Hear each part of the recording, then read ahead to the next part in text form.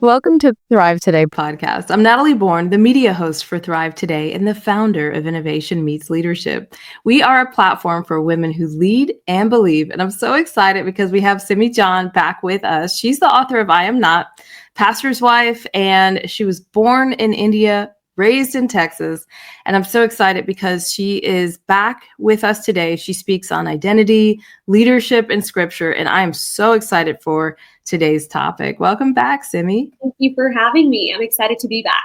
Yes. So I asked you, I said, what are we going to talk about, Simi? And you immediately were like, let's talk about burnout. And I love it because this is such a big topic. As a matter of fact, as I was preparing for this episode with you, I found this stat by Deloitte in 2021. They talked about the fact that 53% of women in leadership report feeling burnout, and nearly 40% are considering leaving their roles altogether. I know that you've led some pretty big shifts in your own life. I mean, you work, you're in ministry, you're a mom, you're a wife, and the list goes on and on. So there's a cost to doing it all. And I'd love to just start by talking about that because, man, there's so much pressure to prove ourselves in every arena of our life. And I think you know all about this as well. Yeah. I mean, and you said that stat was 2021, right? Yeah. And that was around the time when I started feeling burnout really come in strong in my life. I'm a healthcare worker. I'm a physical therapist. So COVID really messed with healthcare workers. We saw and firsthand a lot of the hard things, and we were considered essential. So we had to show up. And at the same time, we worried about bringing the virus home, worrying about our own family, our own health. And at that time is the first time in my life where I was like, I don't think I like being a healthcare worker because I recognized my job did not offer me any flexibility, right? Like, okay, now I had to teach my daughter online virtual school. Well, when was I supposed to do that when I have to work 40 hours, right? And there was no wiggle room. There was nothing. And I just found myself just going to a place of there is no hope at the end of the tunnel because there's nothing. I mean, I have a doctorate in physical therapy. I invested a lot of time and money. I can't walk away. So what do I do with these regrets, these feelings that I have of frustration? And so it just took me to a place of hopelessness. I saw a lot of my friends leave, and it was becoming grief layered on top of the frustration. And so I completely agree with that stat where there is that, especially in females, because we tend to be empathetic and we carry the burden of not just our own well-being and our own chaos and all the things that happen in our own life, but the crisis of others and the crisis that happen around us in our world. And so it was emotionally, physically, and then also spiritually tiring and fatiguing. And it just leaves you feeling like, what is the point of any of it, right? Like where is the good in any of this that I'm doing? And that's when I started feeling like, hey, I just need to walk away, but I couldn't. And I sensed some shifting, within my body. My body was like giving me warning signs like, hey, girl, you need to take a break. Hey, girl, you need to talk to somebody. But of course I didn't, because that's what we do, right? We're like, I just need to be stronger. I just need to push through. I just need to wait a little longer, be more patient.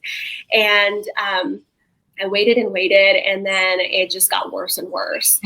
So I think part of it was like proving to God that I'm faithful, that I thought being faithful meant to stay, even though it was hurting me, even though it was killing me, and proving to people that I am a believer, that I had this grace that surpasses understanding and this patience that I can endure anything and I can pray. And that meant that I would stay in toxic places with people that didn't see my worth, and proving to myself that, hey, I can do hard things.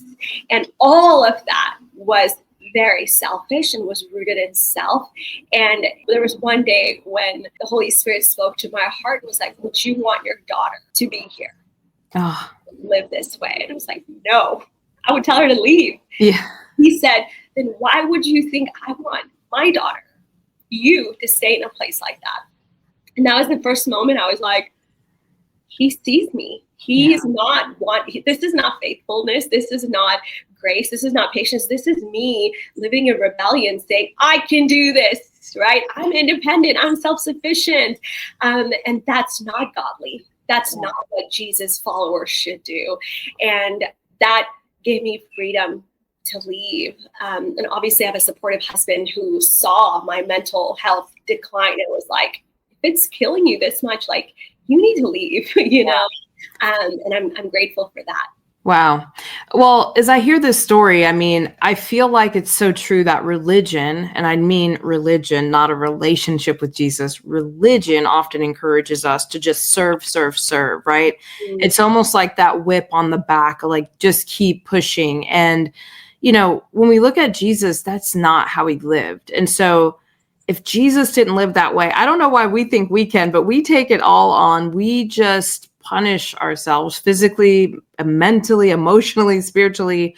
And, you know, you see Jesus so often take time to pull away from crowds, take time to rest, right? Take time to honor the Sabbath. And we run at such a pace, you know, as Americans and American society, but just in general as humans, where we don't reconcile the fact that God said to rest, that God said that we need downtime to protect our emotional, our mental health. And so I want to talk to you a little bit about that, because sometimes it's like this religious thing that people put on themselves that, like, well, you follow Jesus, you should just be able to pray this off of yourself, right? And it's really like, it's more than just prayer. It's like the construct of our life, if it's not right, if it's broken, it's so much deeper than just pray it away. 100%. I do believe exactly what you're saying. I think a lot of times our identity is formed like on a faulty foundation. And so we're saved and we start going to church and we start serving immediately, right? And a lot of churches and well-intended leaders will say, we get to do this, we get to serve. And it kind of puts this idea in our head that the greatest thing I can do for God is to do things for God, is to serve him, is to help, is to do things. And that becomes a lie that the enemy can often use to enslave us, where we've been set free from slavery. We are sons and daughters, but we're living as slaves. I remember like in 2021, I took a Enneagram, like it's a personality assessment. And I showed up as a 2, which is a helper. And I went and told my brother, hey, I'm a 2. And he was like, you're not a 2. And I was like, what do you mean? He's like, I'm a 2. And the thing is, like, my brother and I are like total opposites. And so I was like, and he knows me. So if he says I'm not a 2, I'm probably not a 2. So I reached out to one of my friends who's an Enneagram coach. And she told me many times when Christian women take the Enneagram, they'll show up as a 2 because of the answers that they put in. Wow. And so I retook it and I'm a 6, which immediately I was like, I'm a 6. I see this, you know, I totally get it. But I think it's because we take on that identity as helper, right? We are wanting to show up for people. We want to bring things. We want to do all the things because of religion, because it's easier to do things than be with God.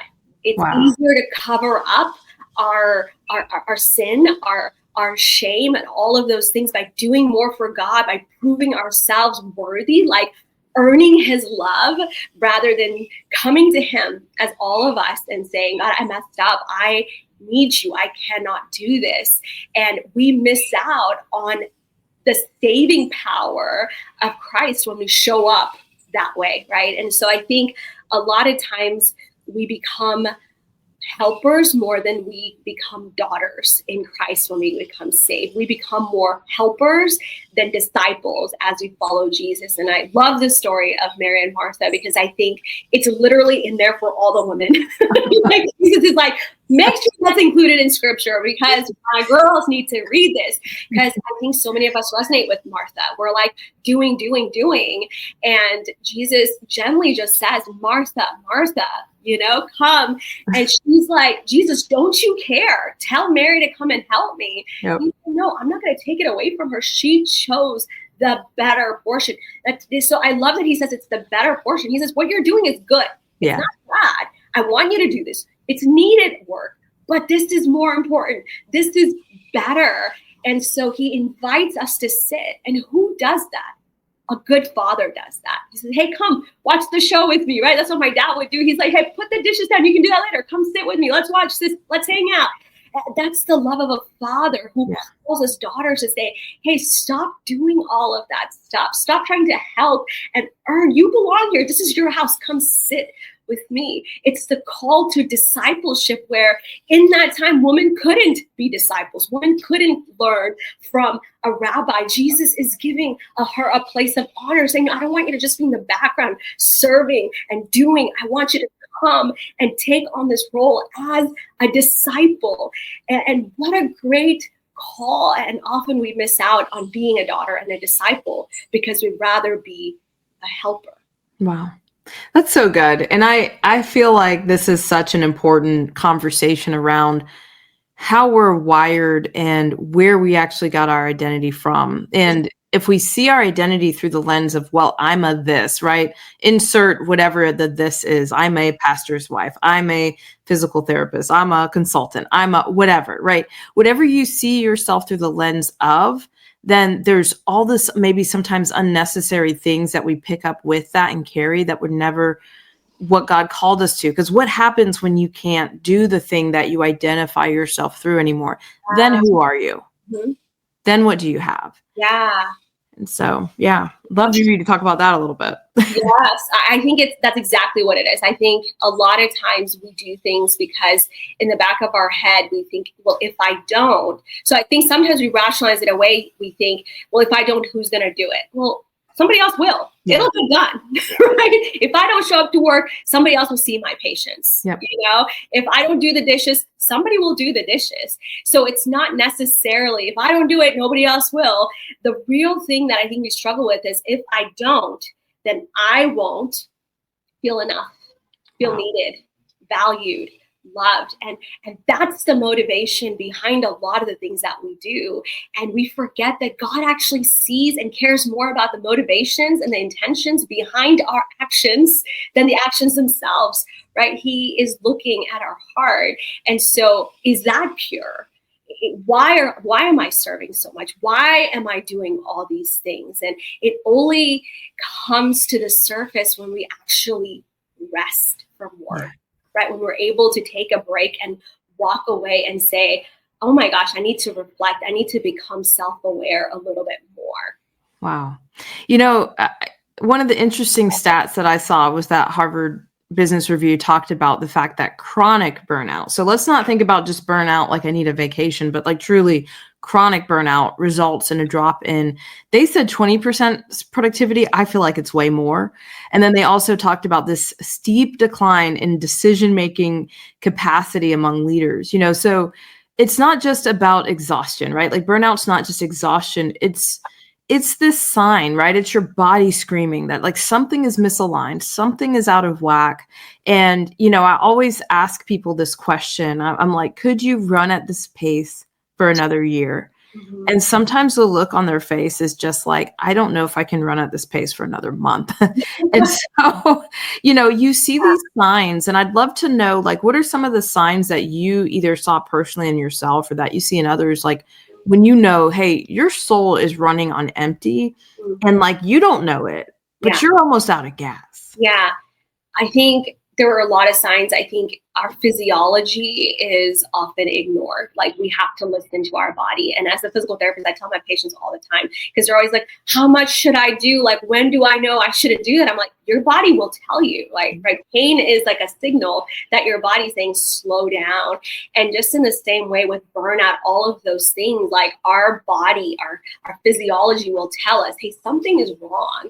And so some of the things that I noticed is a shift in my character, my personality. Like I was irritable.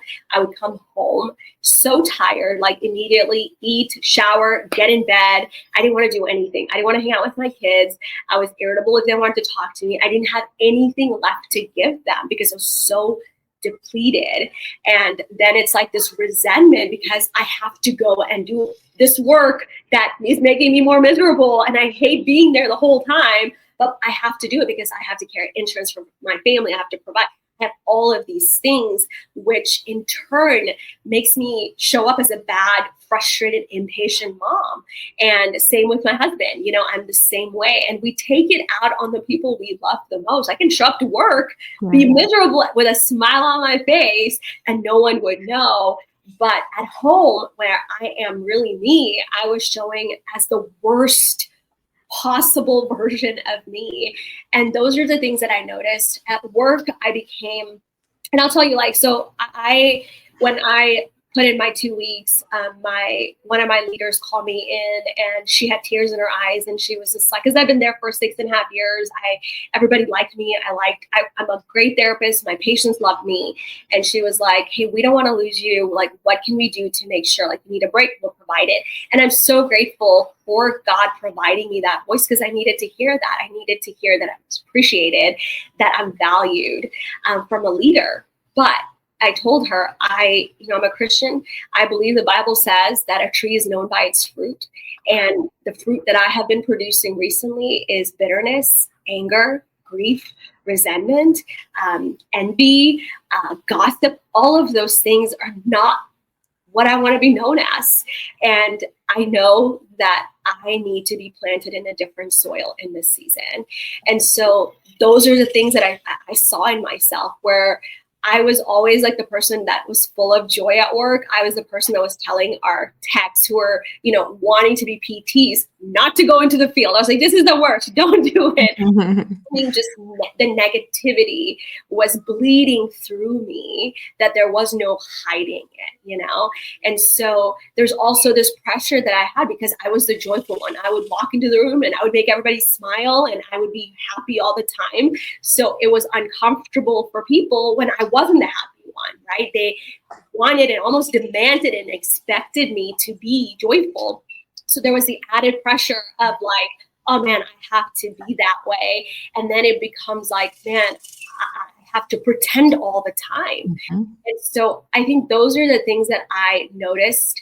The other thing within my physiology, within my body, like brain fog, like decision making, like you said, and leaders, you can't, because you're so scatterbrained. You can't think straight. And I'm a creative and I'm a writer. I travel and speak.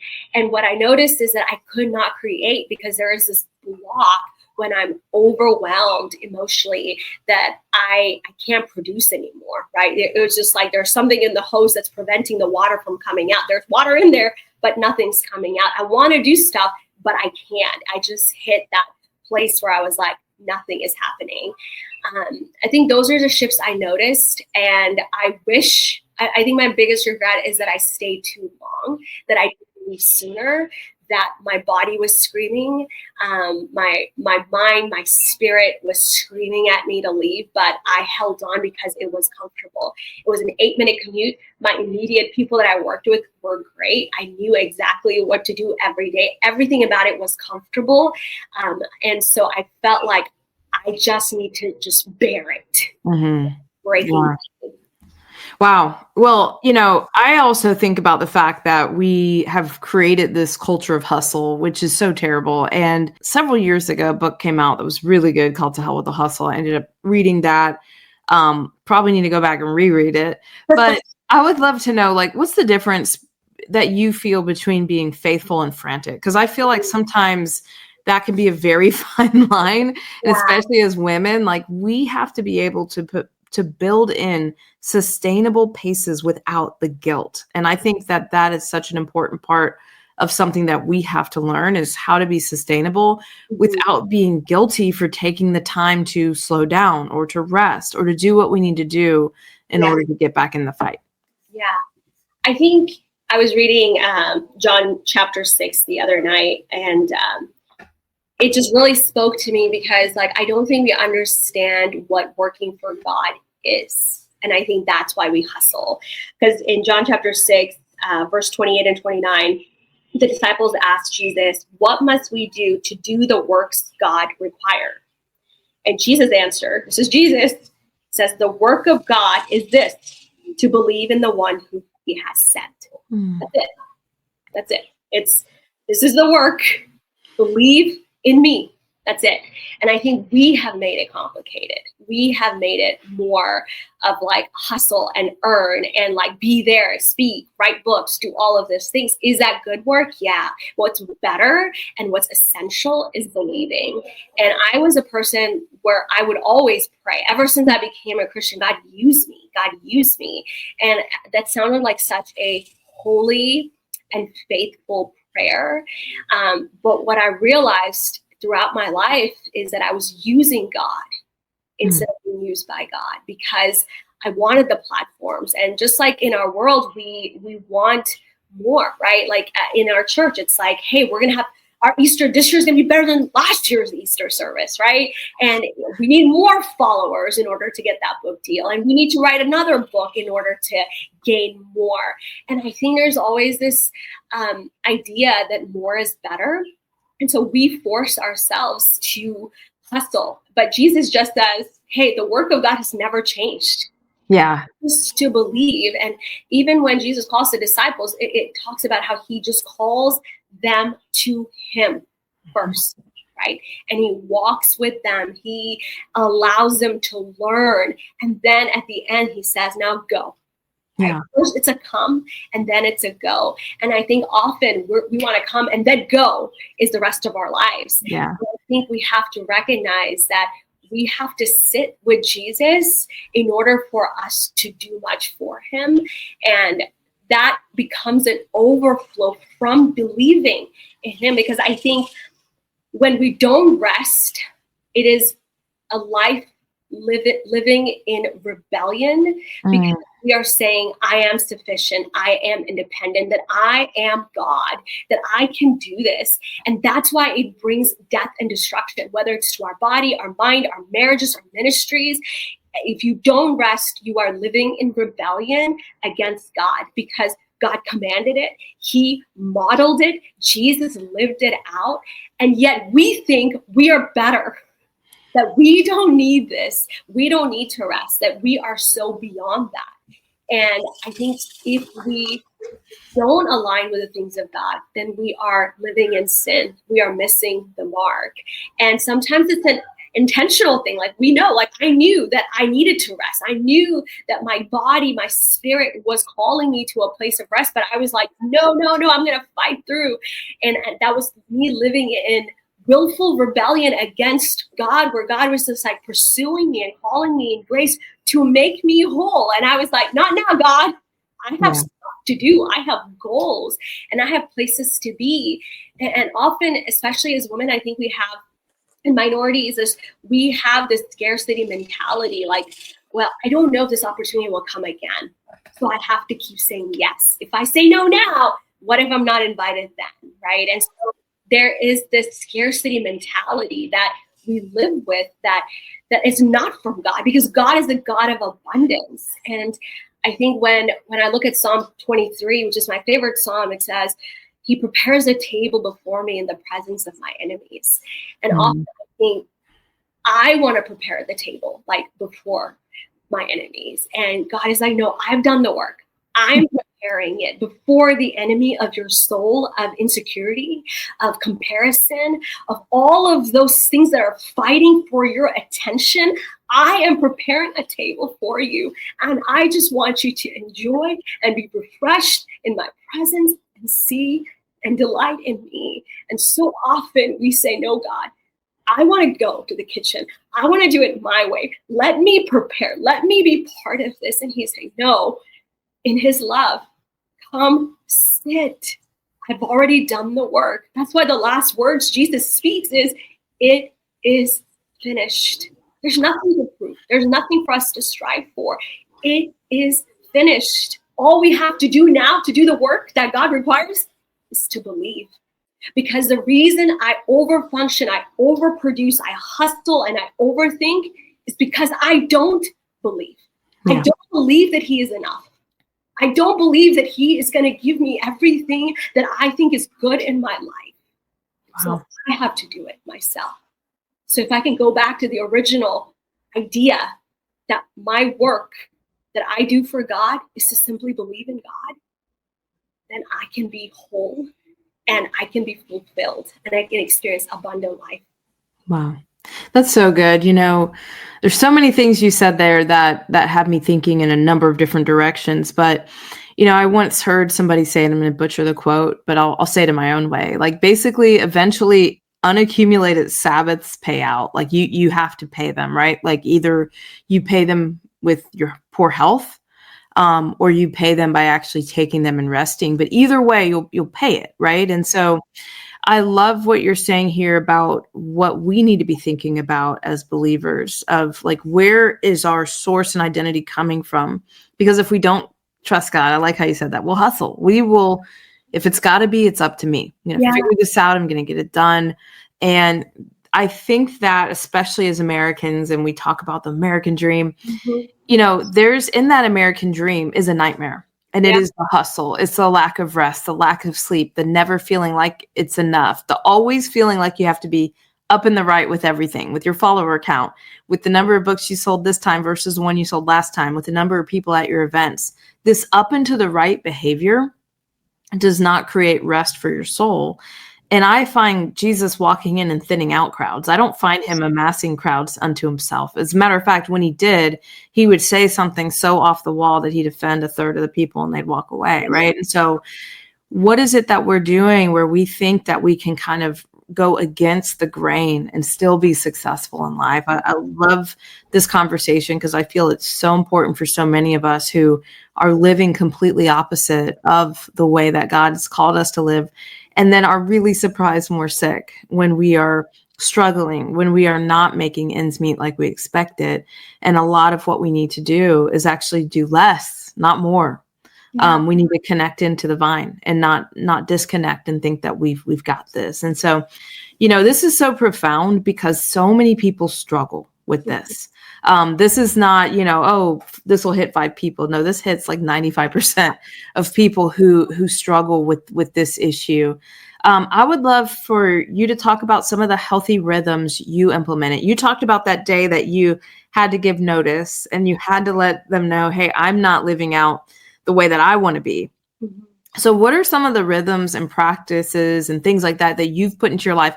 And then what happens when those start to kind of get out of whack again? Like, how do you bring it back into alignment with what you're supposed to be doing? Yeah.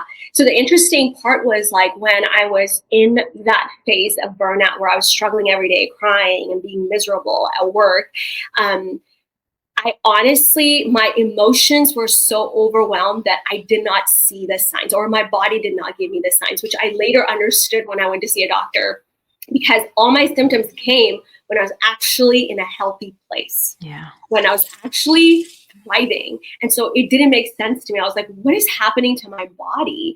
And so she said, Simi, your brain thinks you're running from a bear this whole time. So it doesn't have time for you to feel those things. And now you're in a safe place. And now it's like, there you go. This is all the crap you put your body through for such a long time. Wow. And so now it's time to listen and fix it. And so I did blood work. Like I said, I'm a physical therapist, so I believe that you go to doctors when you see those signs. A lot of times our symptoms don't develop until the damage is already done. Yeah. And so we don't want to wait when we see those symptoms, right? And so I did blood work because I just felt like this isn't me. Like, I don't feel like this is my body. I don't feel like I'm normal, right? This is not normal, Simi. So I was depleted in so many things. So I had to do shots. I had to do iron infusions. I had to get on supplements, and half of my paycheck probably goes to supplements now. My kids mock me, but yes, I take supplements. So number one, I would say, go get your blood work done. Like, your blood tells a lot about what's going on the inside. And so allow the professionals to kind of help guide you in those areas where you're depleted and lacking physically. And then the second thing I did was I practiced slow breathing. And so sometimes when you are stressed, we're here all the time, really, you're stressed out, putting all our stress kind of here in our upper traps, and it's just so tight, and we are taking shallow breaths. And so that's one of the things that I teach my patients is how to breathe. And I practice slow breathing when I find myself getting anxious, when I find myself getting stressed out. And sometimes just in the morning, I just go stand outside and allow the vitamin D, the sunlight to hit my face, and just practice deep breathing before I start the day. Then I found safe people. You have to have people in your life where you can say, hey, this is what I'm feeling. And I did not do that in my burnout stage because I thought me saying that to people would make me look weak. Because honestly, the number one question I always get asked is, how do you do it all, Simi? So how do you let those people down? Yeah. Because I'm being praised for all the sacrifices I'm making. I'm being praised for showing up for strangers on the internet while ignoring and being irritable to my kids. I'm being praised and applauded for doing all these things. How could I tell them I'm struggling? I want to quit. Yeah. I can't do this. And so find safe people who get your life. Like I found people in ministry that don't live in my state, but they get my life. They understand the burnout that I'm dealing with, the struggles that I'm dealing with, where I can be honest with them and have conversations where they can teach me and guide me, and I pour into me and pray for me. Wow. And then I prioritize sleep.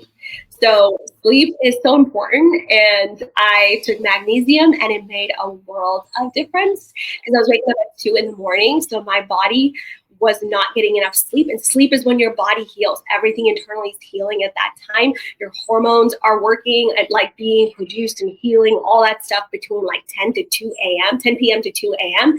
And so I wasn't getting enough rest because I was going to sleep at 12, waking up at 2. And it was easy as taking supplements that helped. But obviously setting that rhythm of like, I'm not going to look at my phone after this time.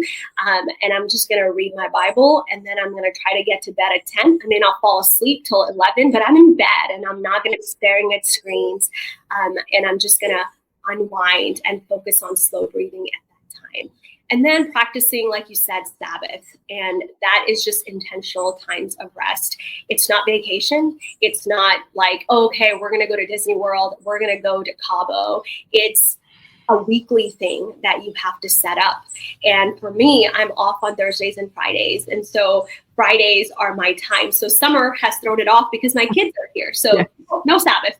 But Fridays is when I'll spend time doing things I enjoy. I think sometimes we don't want a Sabbath because we think spending time with God and fasting, it has to be this miserable thing where we're like, in sackcloth and ashes. No, like one of my mentors, Dr. Alicia Brickle, she says, do the things you enjoy the most because you're with the person you enjoy the most, right? And so I find myself like going on a solo trip to the coffee shop and sitting there and just looking at people. And sometimes I sit in my back porch and look at my willow dancing in the wind, and that relaxes my soul, and I talk to Jesus. So whatever that might look like, it's something I enjoy doing that's going to refresh my soul. That's Sabbath, but it has to be a weekly practice, not like, when I'm done and depleted and dry, I do this as an escape. You know what I mean? Yeah. Well, I love that because by doing it that way every week, which is exactly how God designed it, you're refreshing your soul. And that's exactly what he designed for us. And when we don't follow his design, we suffer the physical consequences a lot of times. And so I love this because I hope that people today are thinking, I hope that they're examining their own world, their own life, and they're asking themselves some of these tough questions we're talking about today because they're so, so important. Simi, where can people find and follow you? You have such a great, I love visiting your Instagram. You have such a great one. I don't say it very often, but you do. Thank you. I appreciate that. Yeah, I love Instagram. I'm on there most as far as social. So you can follow me at Simi John. Yeah. So that's your main spot, and it's fun. So go check it out if you need a laugh or, you're deep, but you also make people laugh. And I love that. That's me. I love that. You can also go to simijohn.tv, which is my website. I have some free resources in there that people can grab. Awesome. Wonderful. Well, thank you so much for sharing from the heart with us today. I feel like this was such an important and timely message, and I'm so grateful for you just sharing, just being real with us. And that's what our community is all about. So I appreciate it. Yeah, absolutely. It was my honor. Thank you. Well, if you haven't stepped into the community, let me ask you, what are you waiting for? We want you to join like-minded women on this journey. Head over to thrivetoday.com to unlock access to group coaching, transformational monthly resources, and a community of women who have your back and want you to grow and want you to lead. So you weren't meant to do it alone. We know that. You were meant to rise, you were meant to lead, and you're meant to thrive. We'll see you next time.